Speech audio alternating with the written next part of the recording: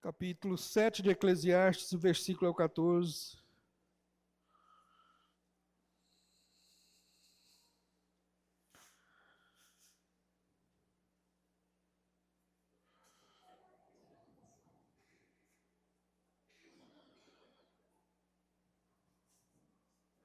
Amém. Diz assim o texto: Em tempo de prosperidade, desfruta. Em tempo de adversidade, reflete. Deus criou os dois contrários para que o homem não possa averiguar sua própria fortuna. Essa é uma versão da Bíblia Guia do Peregrino, mas na maioria dos irmãos, as suas versões diz o seguinte: no dia da prosperidade goza do bem, mas no dia da adversidade considera, porque Deus fez tanto este como aquele, para que o homem nada descubra do que há de vir depois dele. Os irmãos podem se sentar, curvem vossas cabeças, vamos estar orando. Senhor nosso Deus, Pai eterno, santo e soberano, nós nos colocamos agora diante da Tua palavra, não como juízes dela, mas como homens pequenos, necessitados e dependentes. Confessamos que muitas vezes queremos um Deus que nos explique tudo, mas não um Deus que nos governe em tudo. Queremos conforto sem confronto, bênção sem quebrantamento, glória sem cruz. Por isso, pedimos, quebre o nosso orgulho, silencia nossas objeções interiores, desarma nosso coração defensivo. Não permitas que tratemos a Tua palavra como informação, mas como voz viva do Deus que fala, corrige e salva. Espírito Santo, ilumina a mente e o entendimento, inclina a vontade, convence do pecado, consola o aflito e humilha o soberbo. Livra-nos de pregar a nós mesmos, livra-nos de usar o púlpito para agradar os homens. Faz-nos fiéis à verdade, ainda que ela nos confronte. Que a Tua palavra faça em nós aquilo que nenhum argumento humano pode fazer. Trazer arrependimento verdadeiro, fé renovada, confiança profunda na Tua soberania. Se houver aqui corações endurecidos, quebranta-os. Se houver corações cansados, sustenta-os. Se houver corações iludidos, desperta-os. Que Cristo seja visto, a cruz seja exaltada, e que saiamos daqui menores aos nossos próprios olhos e maiores na confiança em Ti. Falamos contigo porque sabemos, se o Senhor não falar, nada acontece. Mas se o Senhor falar, ninguém sai o mesmo. Em nome de Jesus eu oro. Amém. O título dessa mensagem nesta noite, eu tomei a liberdade de intitulá-lo da seguinte maneira: Não subestime seus dias difíceis. Seria meio que um plágio do livro de Piper, né? Não desperdice o seu câncer.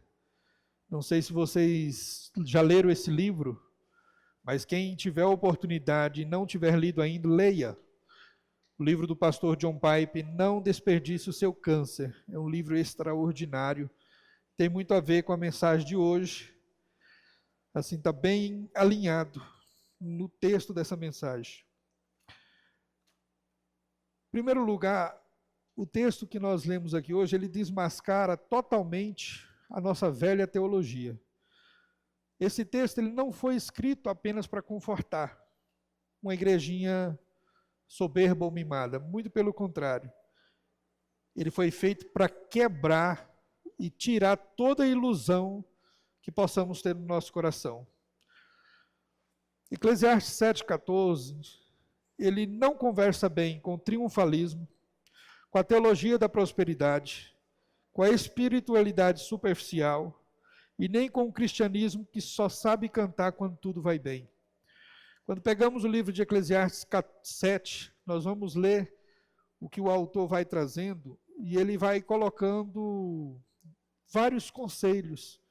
E quando ele chega ali no versículo 14, até então ele vem trazendo como é que eu posso colocar? Dizendo o que a gente deve não fazer. E quando ele chega no versículo 14, ele fala, peraí, agora é diferente. Ele manda você gozar daquilo que Deus está te dando. E ele se torna um escândalo para quem tem uma fé superficial, uma fé rasa. Ele afirma algo que muitos cristãos dizem crer, mas vivem negando. Deus governa o dia bom e o dia mau com a mesma autoridade. O que o autor ele vai nos trazer? Ele vai nos trazer que Deus está no controle tanto do dia bom quanto do dia ruim. Ele vai nos fazer enxergar aqui que Deus é o controle de toda a situação. Que nós não devemos apenas crer no Deus do dia bom, mas sim também no Deus do dia mau. Ele vai nos mostrar a soberania do Senhor no dia bom e a soberania do Senhor também no dia mau. Deus está no controle, e não só quando esse controle nos favorece. Ele está no controle de todas as coisas. Eclesiastes foi escrito para homens cansados de resposta fácil. Ele não oferece consolo rápido, mas sabedoria que dói antes de curar. Esse versículo vai nos confrontar em 3 áreas distintas. Em primeiro, nossa relação com a prosperidade. Em segundo, nossa reação ao sofrimento. E terceiro, nossa ilusão de controle sobre o futuro. E essa aqui eu acho que é uma das mais complicadas, porque é fácil a gente enxergar hoje, até dentro da igreja, pessoas que acham que estão no controle da própria vida, que acham que por ter um bom trabalho, acham que por ter uma boa saúde, acham que por ter uma família, ter nascido em berço nobre, controla ou comanda alguma coisa. Primeiro, no dia da prosperidade, goza do bem. Essa é a primeira informação do versículo que a gente traz. O dia bom, ele vai trabalhar aqui como um teste espiritual. O escritor começa onde menos esperamos, no dia bom. Ele não começa com sofrimento, mas com a prosperidade. E isso já é confrontador, porque a prosperidade é mais perigosa do que a dor. A palavra hebraica, tobei, fala de bem-estar real, conforto legítimo e estabilidade visível. E o texto não diz tolere o bem. Ele é bem claro ao enfatizar goza do bem. Isso destrói dois extremos. O legalismo que demoniza o prazer e o triunfalismo que idolatra o prazer. Eclesiastes 2:24 diz o seguinte: isto vem da mão de Deus. 1 Timóteo 6,17, ele vai trazer o texto, eu abreviei, que diz, para dela gozarmos. Se os irmãos quiserem ler, tomarem nota, Eclesiastes 2:24 e depois 1 Timóteo 6,17, que ele vai trazer, corroborando com o texto que foi ministrado. O dia bom revela menos nossa alegria e mais a nossa fidelidade, porque é no conforto que não deveria, mas é assim, a oração diminui, a vigilância relaxa, o coração se acomoda. Se você parar para perceber, quando nós estamos bem, quando estamos confortáveis, quando nossa finança vai bem, quando o casamento vai bem, a gente se distrai. Acabamos por relaxarmos com a nossa vida espiritual. E muitas das vezes não paramos mais para ler a palavra, não paramos mais para orar, não nos reunimos mais em família para os cultos domésticos. Então, o dia bom, ele vai trazer para nós esse chamado. Se você está bem, como é que está? Você está bem, mas você está dentro desse parâmetro? Sua vida está distante do Senhor porque você está bem? Porque é muito comum, quando começar as tormentas, os joelhos se dobrarem. É o que mais acontece. No momento bom, esquecemos de Deus. No momento que as coisas começam a apertar, os nossos joelhos automaticamente começam a se dobrar. E isso é natural do ser humano, irmãos. Quando tudo vai bem, você ora mais ou você ora menos? Geralmente oramos menos. Quando há provisão, você confia mais ou você confia menos? Geralmente confiamos menos. Deus deixa de ser necessidade e vira acessório na nossa vida quando temos bonança, quando estamos abastecidos? Se nós olharmos para nós e percebermos que isso se enquadra em nosso dia a dia, precisamos parar e precisamos nos arrepender. Porque toda essa bonança pode estar sendo um teste, uma provação para provar o seu coração e te mostrar nessa noite o quanto eu e você estamos distantes do que o Senhor tem para nós, do que o Senhor requer de nós. O dia bom não prova que Deus está conosco, ele prova se nós estamos com Deus. Porque o Senhor diz que ele não nos abandona, mas é comum que nós, pelas nossas escolhas, pelos nossos status, nos afastemos do Senhor. A segunda parte do texto, ele diz, mas no dia da adversidade. Agora ele vai trazer o problema, as dificuldades. Ele trouxe o momento da bonança e as consequências disso. Agora ele vai trazer as adversidades e as consequências disso. O sofrimento que desmonta nossas falas e as nossas falsas teologias. A Bíblia nunca promete uma vida linear, isso nunca aconteceu. Durante todos os textos bíblicos, ela sempre nos coloca em alerta. A palavra aqui, Ra'á, em hebraico, não é simbólica, ela é dor real. Perda, doença, crise, traição, escassez, silêncio de Deus. E observe, o texto não diz se vier, ele diz no dia, ou seja, é uma afirmação. Todos nós vamos passar por isso em algum momento da nossa vida, vamos nos confrontarmos com esses dias maus, seja pela enfermidade, seja por uma traição, seja pela perca de um ente querido, pelo abandono, por qualquer motivo, nós vamos passar por isso. Ele vai dizer isso em Jó, capítulo 5, versículo 7. O senhor pode ler para nós, pastor? Jó 5, 7. Filipe, João 16, 33. Israel, Atos 14, 22, por favor.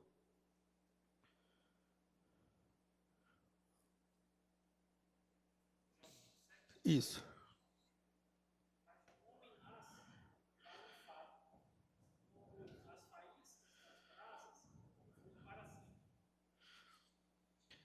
Em Jó 5, 7, ele deixa bem claro, o homem nasceu para o cansaço, para o enfado, é sofrimento. João 16, 33.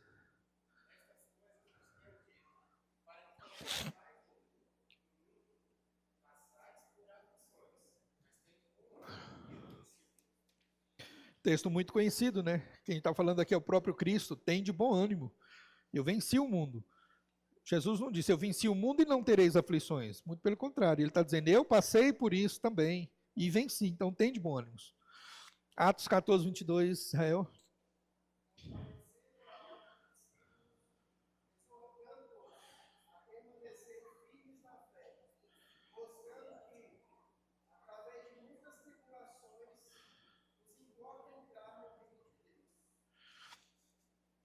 O livro de Atos vai trazer essa referência de uma forma bem detalhada, porque ali ele está no começo, né, caminhando ali para o meio da instituição da igreja, toda aquela situação, e o escritor ali, o evangelista Lucas ali vai trazer essa ênfase no ânimo, tem de bom ânimo, porque provações era o que mais tinham ali naquela época. Era talvez até muito mais do que hoje, eu acredito. Eram diferentes, mas eu acredito serem muito mais do que as que temos hoje. Na verdade, nós nem temos, né, se compararmos à igreja primitiva, nossas provações e tribulações não chegam nem aos pés, porque no quesito de perseguição não passamos por nada ainda, né? Pelo menos no Brasil, nossa igreja ainda está caminhando de forma tranquila em relação a isso. O sofrimento, ele não é uma falha da fé. Muitas das vezes ele é resultado da fidelidade. Jó 13, 15. Ainda que ele me mate. Jó disse isso. Jó permanecia na fé. Jó sabia que aquilo que ele estava passando não vinha de nenhuma atitude errada sua, mas que era uma aprovação da parte de Deus. O sofrimento não revelou a ausência de Deus a Jó, mas a insuficiência de Jó nas suas expectativas. Terceiro ponto do versículo é quando ele fala considera. Aqui está um imperativo, considera, como termo central do texto. Ele vai trazer a seguinte conotação: não reclame, não peça explicação, não murmure e não fuja. Pare, olhe e discerna aquilo que a aprovação está trazendo para você. O que o texto vai trazer aqui com essa palavra considera é calme, pare e entenda. Procure em Deus entender o que a aprovação está trazendo para a sua vida. Qual é o resultado que Deus requer de você nesta aprovação? Aqui é onde o texto vai se assemelhar aonde John Piper é muito feliz quando ele traz ali aquele livro, né? Que ele vai falar sobre isso aqui. Peraí, eu estou com câncer, mas o que o câncer traz para mim? O que Deus quer revelar na minha vida através desse câncer? E ele vai falar que o problema aqui é porque muitas vezes a pessoa vai perder a oportunidade de usar aquilo que Deus está dando, que é o câncer, para se aproximar do Senhor. E talvez seja essa a única oportunidade que essa pessoa vai ter, porque é nesse momento que Deus faz com que eu e você olhemos para Ele, olhemos para cima e paramos de olhar para nós mesmos. Alguém pode ler Lamentações 3:40? Lê para mim, Marquinhos, por favor. Salmo 119, 71. Pode ler, pastor?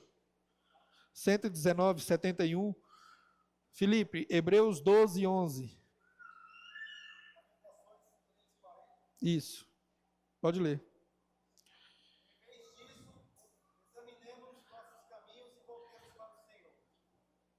Salmo 119, 71.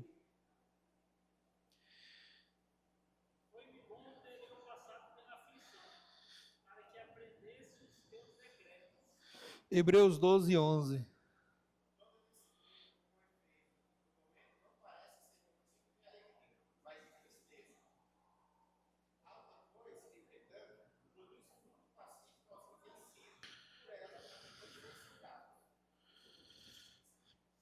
Vocês percebem que os textos lidos, todos os três nos advertem exatamente para voltarmos, para pararmos e entender o porquê das coisas, o porquê que está acontecendo.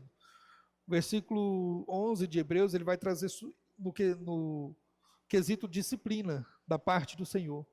Muitas das vezes o que está acontecendo na sua vida pode ou não ser uma disciplina, mas nunca vai deixar de ser da parte do Senhor. Uma forma de Deus estar te trazendo, te voltando a Ele, nos voltando a Ele, seja pelo desemprego, seja pela enfermidade. O que importa é que nesse momento nossa carne ela é propícia a se curvar. Então o Senhor ele sabe aonde agir. Eu costumo dizer que a nossa porca, Deus sempre tem o tamanho da chave certa para ela. Então Ele sabe aonde apertar e Ele sabe aonde fazer o ser humano se dobrar. Muito sofrimento não transforma, porque muita gente sofre sem refletir. Porém, o eleito ele nunca vai sofrer reclamando, ele não sofre acusando a Deus e tampouco endurece o seu coração.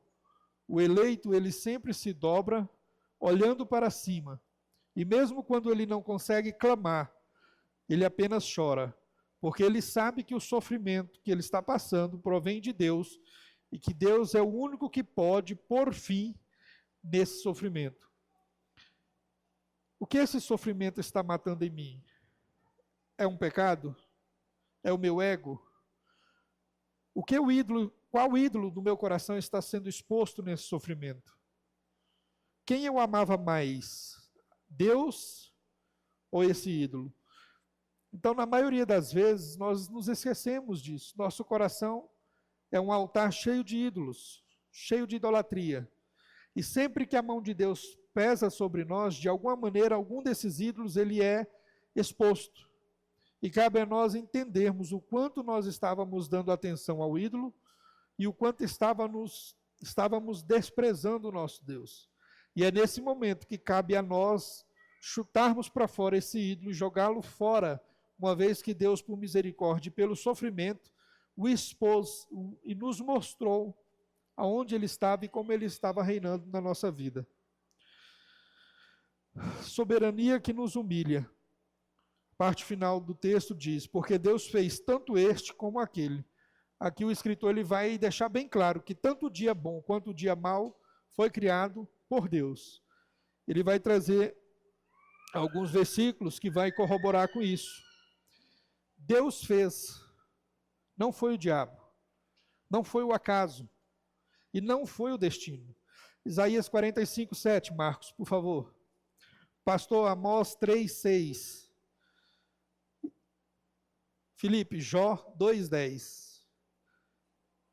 Se Deus não governasse o dia mau, seria incapaz de governar qualquer outra coisa. Isso não faz de Deus injusto. Faz dele Deus, uma vez que ele está no controle de todas as coisas e tudo coopera para o bem daqueles que amam a Deus. Você confia na soberania de Deus só quando ele te favorece? Ou você confia nele mesmo quando ela te quebra? Que é o caso da viúva, a viúva de Eliseu, Sulamita, né? Quando Deus dá um filho para ela, o filho morre, ela pega o jumentinho, monta e vai ter diante de Eliseu. E Eliseu pergunta para ela, vai bem com a tua casa? Ela diz, vai tudo bem. Não estava bem, o filho dela tinha morrido, não tinha mais recurso. Mas ela sabia que ela estava indo ao encontro do homem de Deus.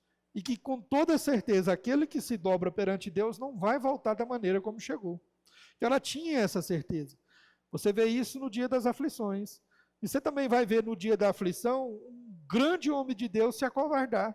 Nós temos dois extremos. Nós temos uma mulher praticamente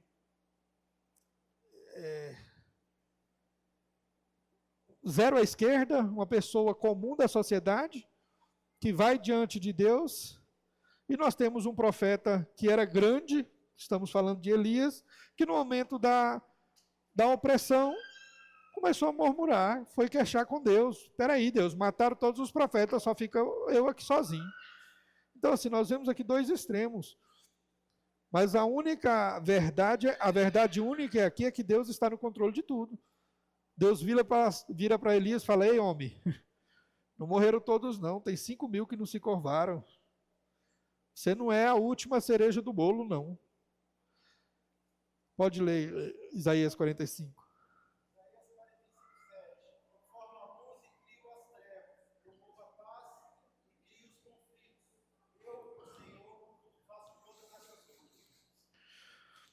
Amós 3, 6.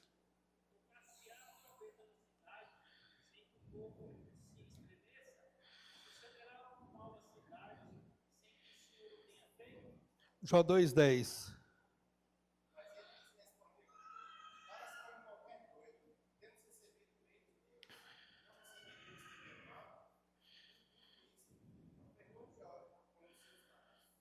Olha para vocês verem, os três textos, eles mostram claramente que o Deus a quem servimos, ele é o Deus do dia bom e o Deus do dia mau. E muitas das vezes as pessoas se assustam, Deus criou o pecado. Não. Não estou dizendo aqui que Deus criou o pecado, eu estou dizendo que Deus criou o mal. E eu não estou falando do mal moral, porque esse aí não precisou Deus criar, o homem conseguiu fazê-lo muito bem feito. Estou dizendo das situações em que Deus te coloca e que Deus me coloca para mostrar para você quem é você. Quando o texto bíblico diz, e provou a fé de Abraão, Deus não estava dizendo para Abraão, olha Abraão, eu creio que você é o cara. Não, Deus estava mostrando para Abraão onde o coração de Abraão estava. Deus estava mostrando para Davi aonde o coração de Davi estava. Em todo o tempo, em todas as passagens bíblicas, quando Deus prova o coração de alguém ali, é mostrando para aquele homem ou para aquela mulher a situação miserável e caída dessa pessoa. Nunca o contrário. Deus não precisa de prova sua, de nada. Deus, ele te conhece, ele esquadrinha o seu coração. Antes de você nascer, Deus já te conhecia no ventre da sua mãe, conforme o salmista diz. Então, a soberania que não nos consola no sofrimento não é uma soberania bíblica. Porque o nosso Deus, ele traz o consolo. Ele é o Deus que bate, mas ele é o Deus que cura.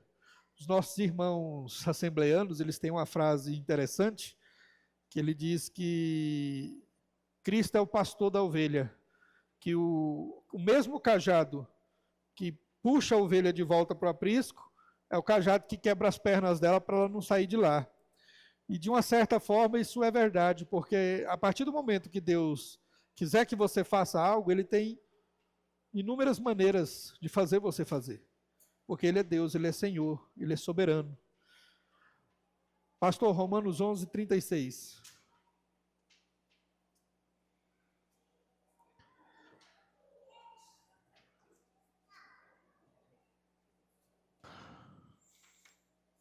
Porque dele, por meio dele, para ele são todas as coisas. A ele, pois, a glória pertencente a ele. Tudo é por ele. Tudo é por ele. Nada é por acaso.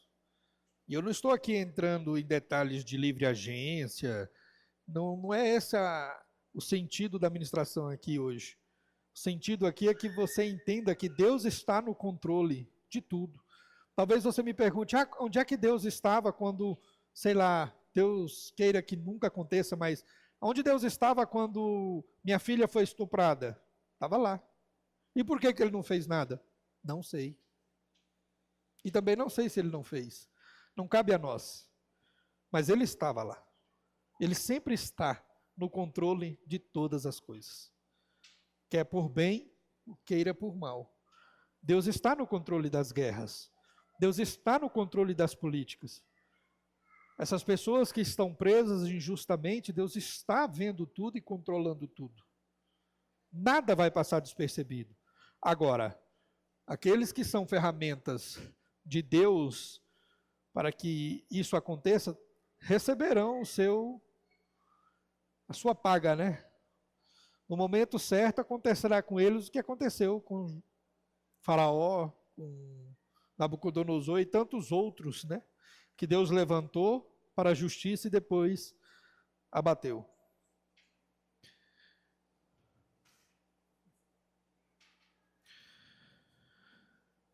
Tiago, capítulo 4, versículo 13 e 15, pastor. Filipe, Provérbios 16, 9.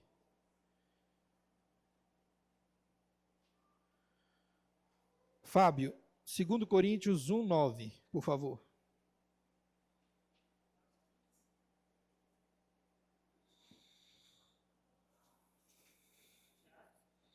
Tiago 4, 13 e 15. 13 ao 15. Obrigado. Pode ler. Atendei agora, vós que dizeis, hoje ou amanhã iremos para a cidade tal, e lá passaremos um ano, e negociaremos e teremos lucros. Nós não sabemos o que sucederá amanhã, e a vossa vida. Sois apenas como neblina que aparece por instantes, próximo de si. Em vez disso, deveis dizer, se o Senhor quiser, não só viveremos, como também faremos isto ou aquilo. Agora, entretanto, vos jactais das vossas arrogantes pretensões. Toda jactância semelhante a essa é maligna.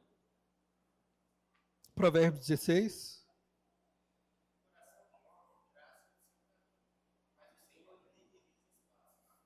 Segundo Coríntios 1, 9.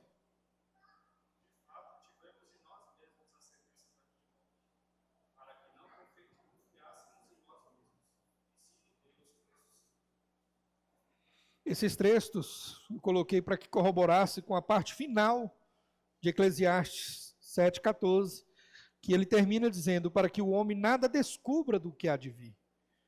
Lembre da parábola que Jesus faz de um homem que tinha um celeiro, que derrubou o celeiro, construiu outro celeiro, para que poupasse, para guardar, e Jesus fala assim, louco, hoje mesmo te pedirão tua alma. Nós não temos controle de nada. A incerteza, ela não é uma falha do sistema, ela é método de Deus. Deus nos priva do controle para nos ensinar total e unicamente dependência nele.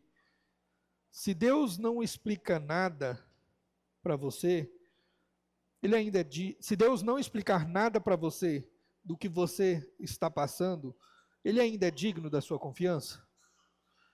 Ele ainda é digno da minha confiança? Estamos vivendo essa pergunta ou estamos apenas respondendo ela de forma superficialmente nesse momento?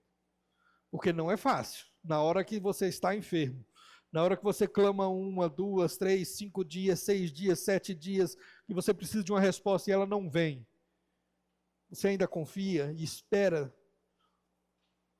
Ou a gente ora e resolve por nós mesmos, que é o mais comum? E vem as consequências, vem os desastres, vem tudo que há de ruim, porque muitas das vezes atropelamos e passamos por cima daquilo que é vontade de Deus. Interessante, quando você olha para o dia mau, se você olhar um pouco para trás, o pior dia da história da humanidade, para nós que somos cristãos, se você olhar olho nu, foi o dia da crucificação. Mas quando você olha espiritualmente falando, da mesma maneira que ele é um dia mau, ele se torna um dia bom. Porque na maldade desse dia, a bondade do Senhor nos estendeu a mão. Isaías 53:10, pastor. E Atos 2:23, Fabinho. O pior dia da história da humanidade foi decretado por Deus para salvar os pecadores eleitos em Cristo Jesus. A cruz provou que Deus governa o sofrimento, mesmo que seja o mais injusto, em favor daqueles quem ele escolheu. Se ele não desperdiçou nem o dia do sofrimento de Cristo, por que você pensa que ele vai desperdiçar aquilo que ele mesmo está impondo a você? Então aproveite o seu dia mau. Não abra mão do seu dia mau. Dobre o seu joelho. Clama ao Senhor entendimento. Peça a Ele para que Ele se revele a você no seu sofrimento, no dia das suas angústias, no dia das suas tribulações. Conforme diz Tiago no capítulo 1 do seu livro, ele diz: tende por motivo de grande alegria ao passardes por várias provações. Ou seja, é motivo de alegria, porque na provação nós nos aproximamos do Senhor. Na provação nós nos reencontramos com o nosso Criador. Pode ler, pastor. Todavia, ao Senhor agradou Moelo, fazendo enfermar. Quando der ele a sua alma, como oferta pelo pecado, verá a sua posteridade, prolongará os seus dias, e a vontade do Senhor prosperará nas suas mãos. Atos 2.